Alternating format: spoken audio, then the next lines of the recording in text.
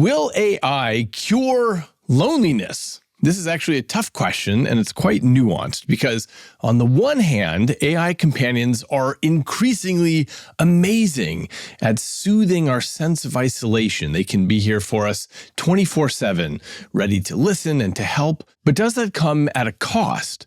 Because more than simply pain, loneliness is a biological signal that pushes our behavior towards improving ourselves socially. Also, does everyone have the same need for curing their loneliness? In other words, will having an AI relationship to cure loneliness mess up our teenagers? Or should we be thinking about it as providing a critical lifeline to our seniors? So in this episode, we'll be joined by my friend and colleague Paul Bloom to discuss loneliness. Welcome to Inner Cosmos with me, David Eagleman. I'm a neuroscientist and author at Stanford, and in these episodes, we sail deeply into our 3-pound universe to understand why and how our lives look the way they do.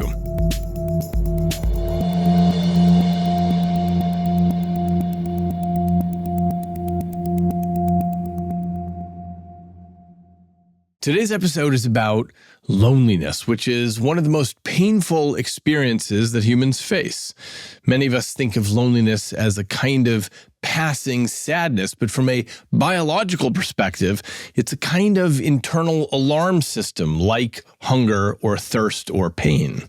For most of our evolutionary history, being cut off from others was more than a sting. It was dangerous. Isolation meant vulnerability. To survive, we needed each other. And so, through an evolutionary lens, the emotion of loneliness is like a pain that pushes us towards something, in this case, back into social connection. But here's the question we face today. What happens if we mute that signal? What happens if technology, in its growing sophistication, takes away the sting of loneliness by offering a digital substitute? We've all seen how AI can mimic empathy, as I've talked about in several previous episodes. An AI companion never gets tired or distracted. They don't lose patience. They don't get hangry. They don't get snarky. And they're there for you 24/7 with endless attention. And they're good. One study found if you compare doctors' responses to patients against AI's responses to patients, people rate the AI responses as more empathic. Now, just imagine someone who's isolated, who feels invisible.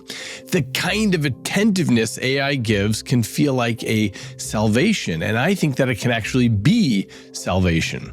One study out of Stanford showed that having a companion bot for young people mitigated loneliness, and 3% of the respondents said it stopped their suicidal ideation. But there's a tension here, and my colleague Paul Bloom recently wrote about it in The New Yorker. And that's back to this issue that the pain of loneliness is a forcing function for growth. That pain pushes us to do the hard work of making ourselves understood, or of building bridges to others, or of repairing broken bonds. If AI relationship makes loneliness disappear, do we also lose the social effort, the striving that loneliness once demanded of us? So at this fast-moving moment in history, we're stuck with this central question. Will artificial companions rescue us from needless suffering? Or will they erode something essential about the meaning of this biological signal? Will they soften the edges of life in a way that helps us, or in a way that hollows us out? I think we should all avoid easy answers to this question, and happily, our guest today is a colleague who's been thinking about these questions with subtlety and depth. Paul Bloom is a professor of psychology at the University of Toronto and a professor emeritus at Yale. He's the author of Psych, The Story of the Human Mind, and many other influential books. And in his recent essay for The New Yorker, which I'll link to in the show notes, he explores the promise and peril of AI as a cure for loneliness. So let's step into this conversation at the crossroads of psychology, technology, and what it means to be a human.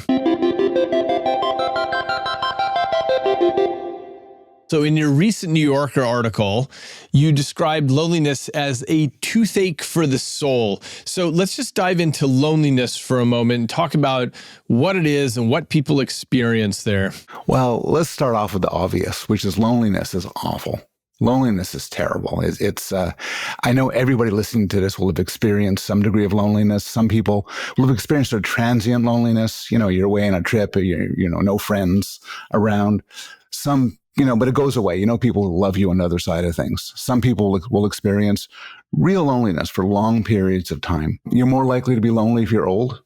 Maybe everybody you know has died. Maybe you're estranged from your family. Some studies find that past age like 60, but half of people say that they're lonely. So loneliness is awful. It is, in its simplest sense, a lack of contact with other people. But you can go deep here. You could be lonely, but with people. I've sometimes the loneliest times of my life when I was surrounded by people and I didn't feel there was a connection. I didn't feel there was love. You could sometimes even be loved and feel lonely because you feel people don't understand you, that there's no connection. But it's a serious problem. It's a serious form of human suffering. And what do you suppose the evolutionary purpose of loneliness is? That's a good question. I mean, we should think like evolutionary biologists. And when we talk about something, even something awful, we should say, what's it there for? And I think that just about all of these experiences, these feelings are there for a reason. Hunger's there to motivate you to seek out food. Boredom's there to motivate you to find something interesting in your life. And loneliness is there, I think, to motivate you to seek out human contact. And once you have that human contact, to work at it. To try to be interested in another person, try to connect with them. One way to answer your question is, what would it be like if we go into your brain and make it so you never feel lonely? You might say, that's great. Loneliness is awful. My life would be much improved. But then you'd probably spend all your time by yourself. You'd have no motivation, no care to connect with other people. You wouldn't reproduce. You wouldn't fall in love. You wouldn't develop friendships. You'd be fine by yourself. And everybody wants to be a little bit fine by themselves, but too much of it, I think, leads to estrangement. So loneliness serves a purpose. So we're in this moment now where suddenly we have AI that can solve the problem.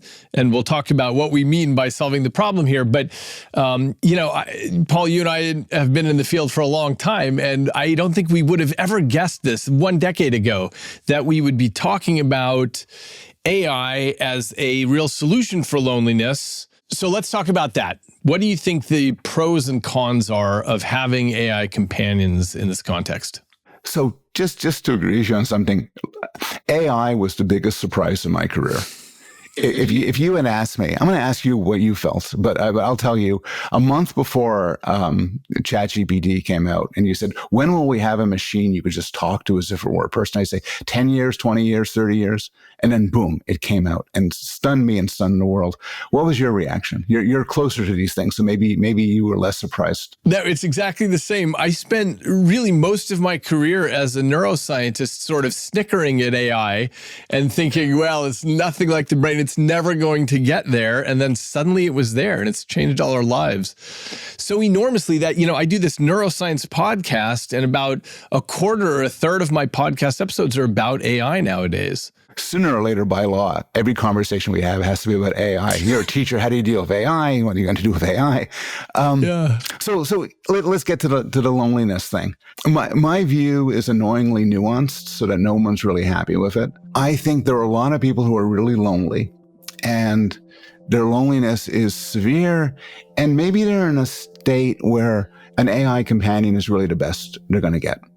And, suppose you're 80 years old, you're in an institution, you have no friends and family visiting you. Maybe you have dementia, which makes you very difficult to talk with. And you're not a multimillionaire, so you can't pay people to entertain you. If it could turn out that ChatGPT could be, or Claude or whatever, could be a rewarding, satisfying companion to you, I think it's monstrous to deny it to you. It would be like telling people, you can't have pets because we have decided pets are not sufficiently rich, interacting partners. So whatever limitations these AIs have, we should make it available to people who really need it. and people whose suffering is intense and there aren't any alternatives. So that's the pro AI side. The anti-AI side is kind of the rest of us, where I think that there are serious problems where we move to AI companions as a replacement for human companions. And I'll tell you one of them, maybe the main one that bothers me, is that it goes back to your question about the function of loneliness, where the struggles we have when dealing with people inform us and make us better people. I tell you a story and you find it kind of boring. Next time I tell a story a bit more interesting. You find talking to me frustrating and don't want to talk anymore because I don't listen well. I'll listen better next time. By dealing with people, I become more sensitive. This is a story. We've all gone through our lives. We've all been teenagers who have been awkward, who have been terrible at flirting, who have been boorish and inconsiderate. And through the feedback we get from people, we have become better. We have become better people, not just better conversationalists, not just better company, but better people. Imagine you take that away. And one thing AIs do very well is they make you feel like you are wonderful.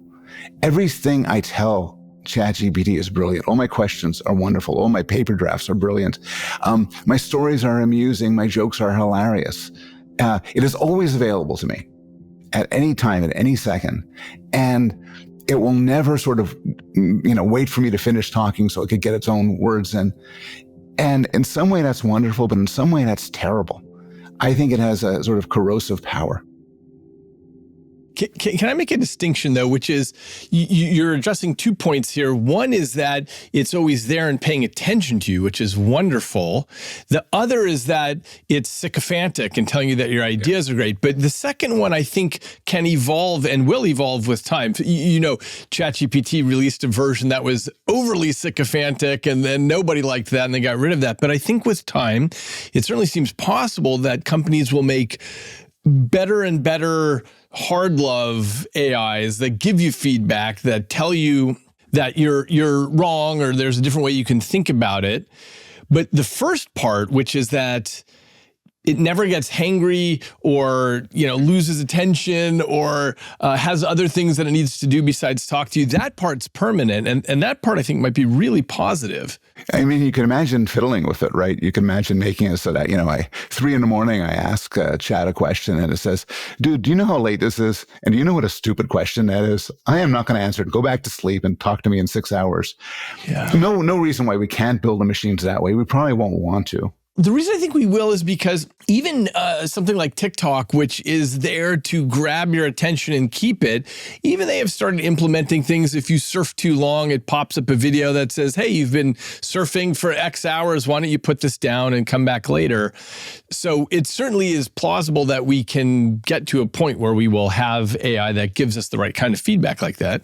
There's certainly no technological barrier to it. In fact, right now, with some prompt engineering, you could tell your AI, stop sucking up to me so much. Don't tell me I'm a genius anymore. Just answer my damn questions.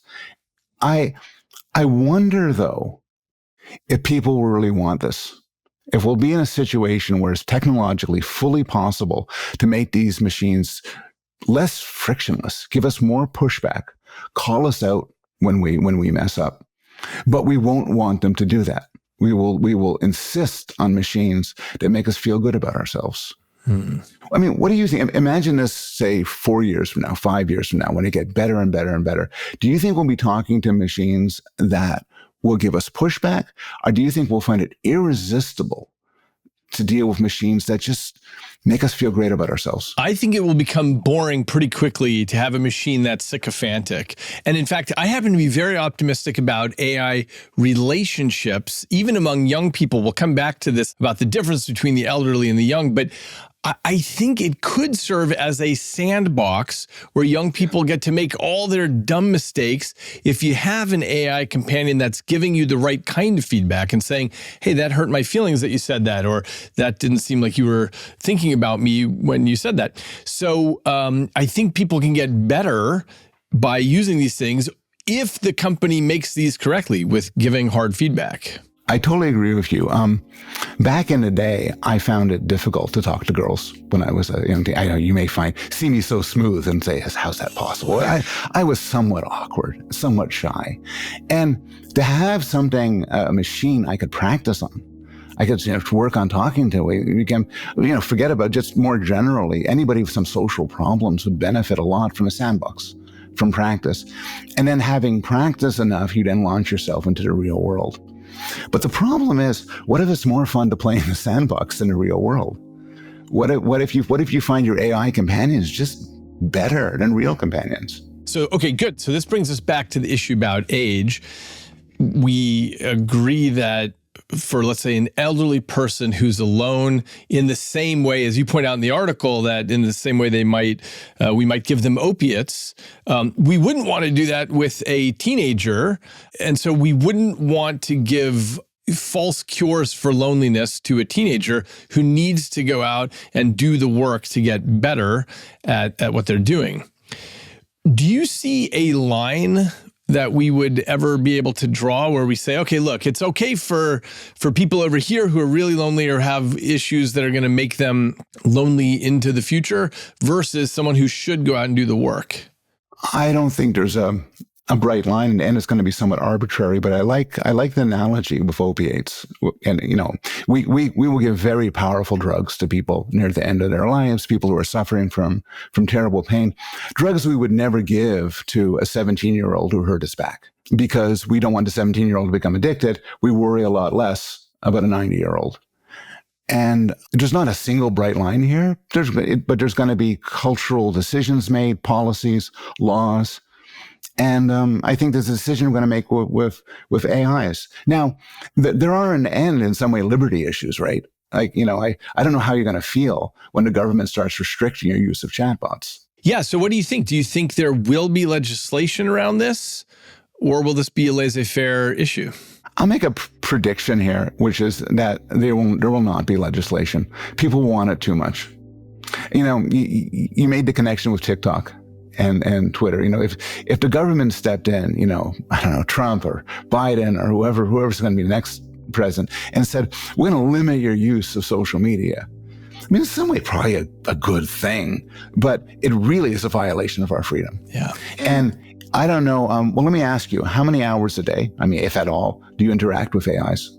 40 minutes. I have 40 minutes. I have a Tesla, and there's AI in it now. And so when I'm driving along, I talk to it. I ask it questions. Anything I'm curious about, how to fix this piece that I'm trying to fix on my door, or how to think about, which philosophers have said X, Y, Z. I find it, it's the most intelligent companion that I have, and it's really wonderful. Right. Now, imagine the government stepped in and says, well, a man of your age and, success and good social connections, that's too much. We're going to limit you to half hour a day, unless you get a doctor's prescription. I don't think people would stand for that. I think these machines are too available, too popular, too addictive for us to control it. Now, have you seen the new Grok avatar AI companion? I have not. Oh, okay. So it's a sexy anime female. You talk to her and you see her on your phone and she's moving around. And when you say something nice, little hearts pop up from her. And she's very, very flirtatious. And I do worry, when I saw that for the first time, I felt a knot in my stomach for the first time. I'm very cyber optimistic about most of this stuff, but it did make me worry about what it'll mean for young people to have such a magnetic AI companion. What's your take on whether it can go too far? Have you seen the movie Her? Yes. To me, this was a really important movie. So if those people haven't seen it, just the short summary is it's the near future. In fact, I've heard it's 2025. It was done like 10 years ago, and the future was at 2025. And AI companions who you deal with over your phone, like we deal with AI right now, or your computer, become popular. And it's about this guy who falls in love with Samantha, this wonderful AI companion, voiced by Scarlett Johansson. And the thing about it is, it's so well done that you're watching it and you yourself fall in love with her. And the movie ends, by the time the movie ends, you see everybody walking, talking excitedly on their phones, and everybody has an AI companion they're in love with, because it's infinitely preferable to a human companion. Now, where this falls apart, and this is something you know a lot more about than me, is that these machines are basically, at this point, abstract. They're not robots. you can't interact bodily with them. And it always struck me, and I know your work connects a lot of these issues, that we have done much better at solving the computational problems at the abstract level than building machines that could deal with three-dimensional world. I mean, to put it a different way, it might have surprised a lot of people, but we very quickly came to develop machines that could beat grandmasters at chess. We don't yet have a machine that could load a dishwasher. Right.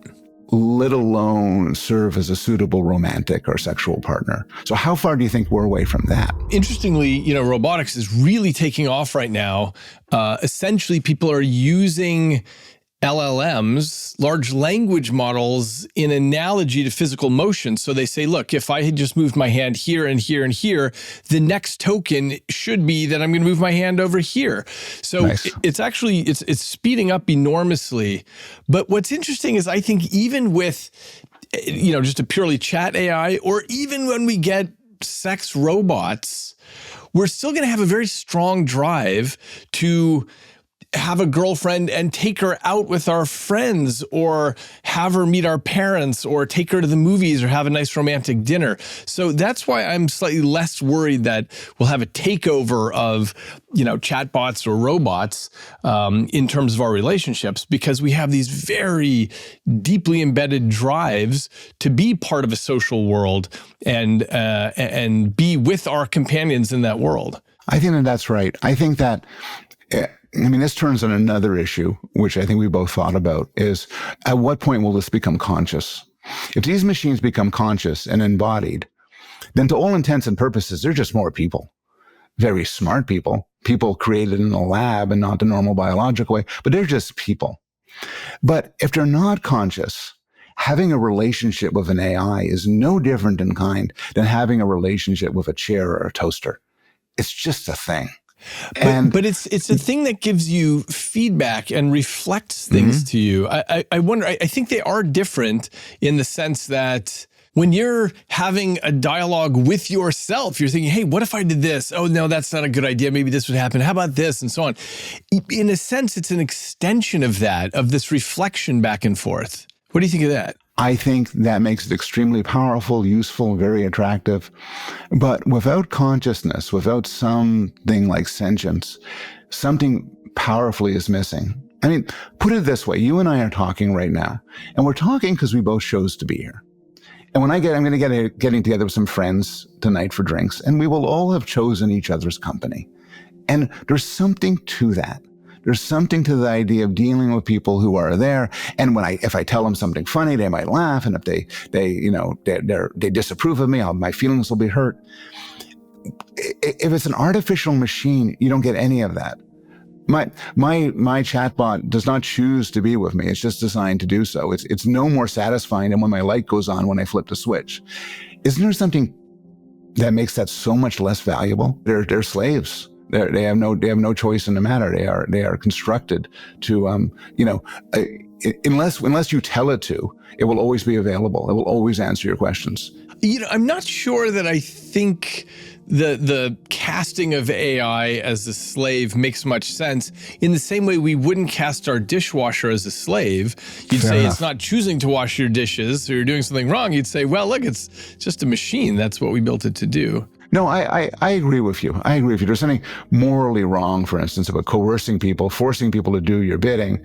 If it's true that AIs have no consciousness and no feeling, it's no more morally wrong than using your toaster to toast your bread. There's something, even in interaction with someone who is paid to be with you, like a sex worker or a therapist or a personal trainer or masseuse, even somebody who is there and they don't want to be there. It's another person.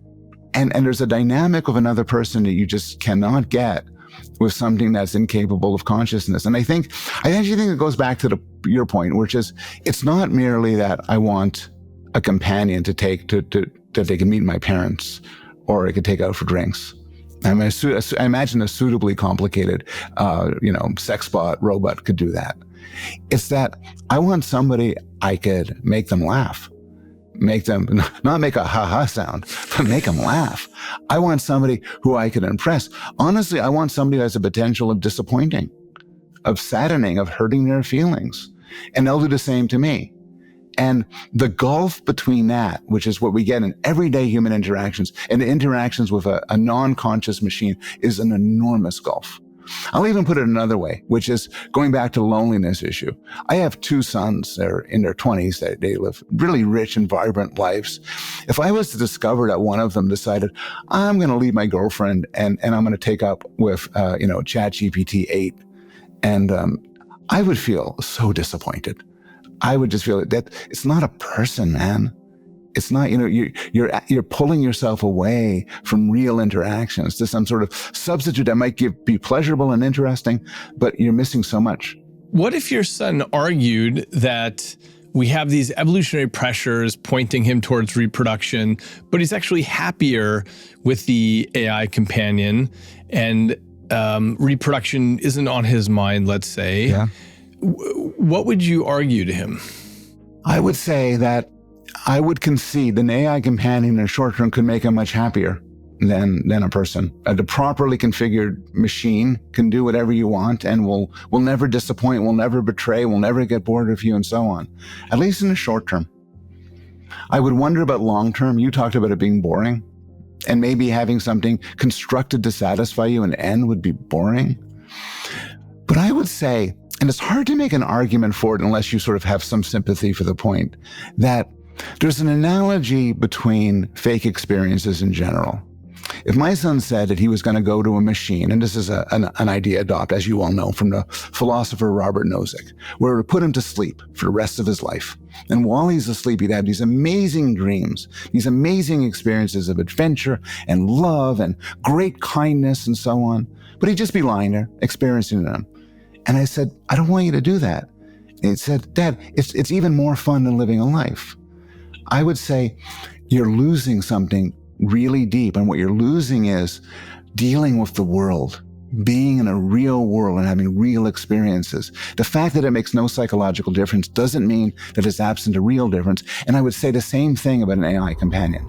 Yeah, and you also suggest that the loss of loneliness might lead to a loss of creativity. Tell us about that.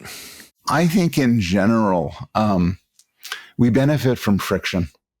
I mean, friction comes under all sorts of different terms. You're more of a neuroscience guy. You might call it, reinforcement learning, or, failure of predictive processes.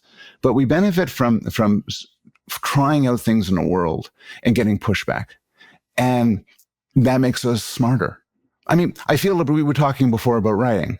And, you're writing a book, and I will bet, because you write great books, that as you do the writing, it makes you smarter. You write because your first draft is kind of crap. And you say, this arguments aren't flowing. This point doesn't make any sense. So you try it and you try it and you try it. And gradually through the process, you get better and better. And I think this is a story of life in general, which is we flail around, we fail, then we fail better and we fail better and we fail better until we're doing pretty good sometimes.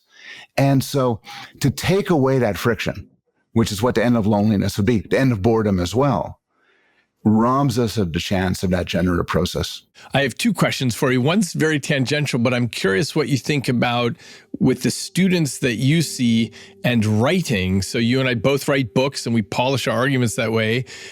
Students won't have a need or a strong motivation to write and go through that process of drafts. What do you think the consequence is going to be of that? Man, I think about this all the time. I'm teaching a seminar starting to teach a seminar in a week, and I always have reading responses. And I'm well aware that a student could just type in a single sentence into chat and produce a reading response that would be really good, indistinguishable from their work. I mean, they may have to say, make it a bit less good so it's convincing. And so a lot of professors are responding by not assigning writing anymore, just doing in-class essays and that sort of thing. I think if students stop writing, and if people stop writing in general, there's an enormous amount that will be lost. I mean, it goes back to what we were talking about when we were talking about our own writing, which is writing is, I think, I'm curious what you think about this, but I think a form of working through problems. And if you just say to chat, write me 800 words on this thing, you cheat yourself with that opportunity. But of course, writing is also effortful, difficult, often frustrating, and it may prove irresistible for our students and maybe someday ourselves. Not to fall back on AI. I mean, I wonder 10 years from now, assuming that it hasn't killed us by then, how many books will be mostly written by AI?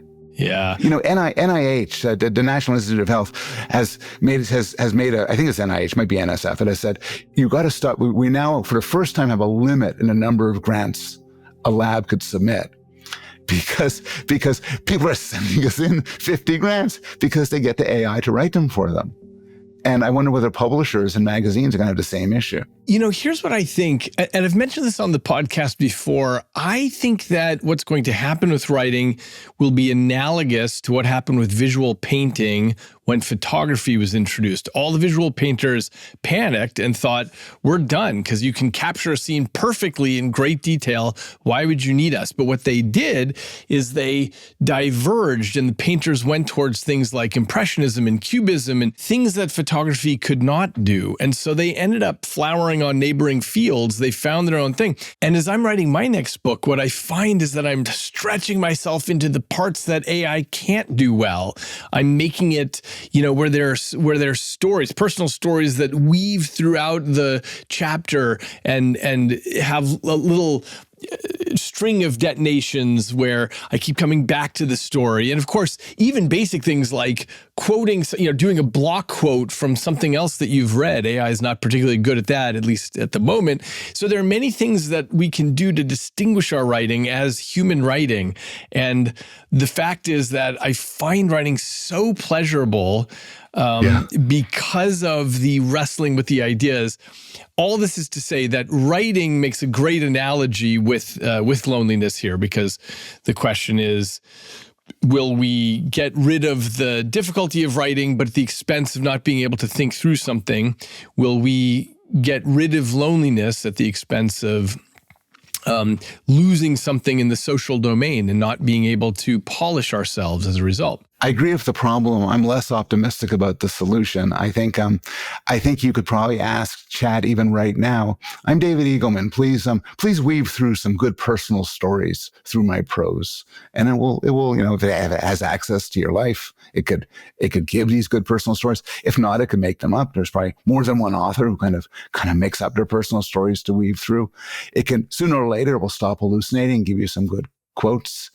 I think I like the analogy between photography and painting, but the disanalogy is, of course, you could tell a painting from a photograph. The problem is, it's going to become increasingly hard to tell the AI stuff from the real stuff. I like writing too, and I regularly write a Substack, I write books, I write articles, and I will not have an AI replace me. But for some academic paperwork, I do have AI do the writing. I have to write a report on so-and-so, no one's going to read it. I say, all right. And it knows my writing style. It's read my stuff. I fit on my stuff. I said, write this in the style of Paul Bloom. And boom, some stupid report about a stupid thing is now in a style of Paul Bloom. I would never use this to write a Substack or magazine article or chapter of my book. But I wouldn't be so surprised if, say, a couple of years from now, it could do it and be indistinguishable from what I would do. Is that too techno optimistic or techno pessimistic? It's too techno pessimistic, I think, because here's the thing: at the moment of the advent of photography, no one could think of Impressionism or Cubism or any of the other movements that came out because they hadn't been done yet. But I suspect that there will exist things that writers do, people who love to write, that will constantly keep them apart from what AI is capable of. And maybe that will always have to evolve. But that's my techno-optimistic view on that. Yeah. It could be. I hope you're right. So what do you hope readers will take away from your New Yorker article in terms of thinking about loneliness and AI companions? A few things. I hope they worry more. I hope to make them a little bit panicked. But two main things. One thing is to have an open mind about using these chatbots for people who really need them. To sort of feel some sympathy for those who suffer from serious loneliness. I think a lot of people who mock the use of these chatbots and think, only a loser would use them are people who are very socially successful. And I think they should work harder to think about the lives of people who don't. And then the second thing is for the rest of us to recognize that though loneliness and boredom, grief, shame, all painful, they could be useful. And sometimes a good life involves choosing to experience certain sorts of pain for a greater benefit. And that means in some way, I have an hour free and I don't pick up my phone and play Wordle and million games and everything like that. I have an hour free and I don't talk to a chatbot and have a perfectly entertaining conversation. I struggle with the boredom. I struggle with the loneliness in hopes it makes me a better person. That was my conversation with psychology professor Paul Bloom. At the heart of the issue is that we generally think about loneliness as an affliction to be eradicated, something that we might engineer away like polio or smallpox. But as this conversation highlighted, loneliness is not just a disease of disconnection, it's also a teaching signal. It prods us to reach out, to repair, to bond. So what we're left with is a paradox, because on the one hand, AI companions offer amazing comfort. They can soothe those who suffer most, especially the elderly, the isolated, the ones whose signals go unanswered. In those cases, to withhold that kind of comfort would feel cruel. For the rest of us, especially for younger people, there may be a danger in making loneliness optional. Because if we quiet that internal signal too completely, we risk losing the thing that it evolved to do, to push us toward one another. Now, in some ways, we've been here before. When Paul and I were growing up not that long ago, boredom was a constant companion in childhoods. Now, it's been nearly erased by the endless diversions on our screens. In that erasure was something lost. Some of my colleagues seem to think so. They argue that boredom used to push us to invent, to imagine, to create. Now, boredom is easily drowned in a sea of distractions. I'm not so certain. While it's absolutely true that we have created a sea of distraction, it's equally true that now anyone on the planet can access the latest cutting-edge information or thinking. Just consider that you're listening to information delivered right to your ear. Neuroscientists and psychologists come right to you to teach you information, and there's really no learning in the world that you can't access instantly as soon as you're curious about it. And if you really look at the data, it's clear that the pace of new discovery has swamped what we have ever seen at any moment in history. So is the internet a nirvana of learning or a big distraction? Yes and yes. My own take on this is that loneliness is going to follow a similar path. For some, especially young people with AI companions, will have to ask, what new social skills will never be born? What relationships will never be born? What sparks of creativity will never be born? If we hand over too much to our digital companions, we might trade away something essential, the struggle to be understood, the effort of real connection, the messiness and beauty of human entanglement. On the flip side, some people with real, genuine loneliness will be massively helped. This will be life-changing for them. Older people who live alone, whose friends have mostly passed away, whose children live elsewhere, who might have physical constraints that make them unable to go out of the house much. This kind of caring, listening companion will be like the discovery of antibiotics. And I'm betting in a few years, we'll start seeing research about the massive health benefits to it. So, as you reflect on today's conversation, sit with your own experience of loneliness, past or present. Ask yourself, if that pain were gone, what would you never have reached for? What part of you might never have grown? But also consider the flip side. What needless suffering might have been spared? What moments of despair, yours or maybe someone you know, might have been softened by an always available voice that's attentive and kind? What doors might open if AI could take the edge off of loneliness just enough for people to find the strength to rejoin the world? And that's the paradox of this new technology.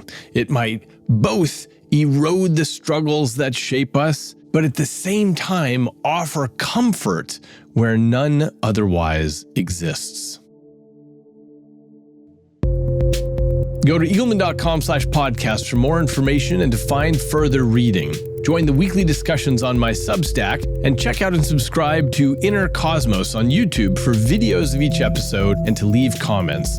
Until next time, I'm David Eagleman, and this is Inner Cosmos.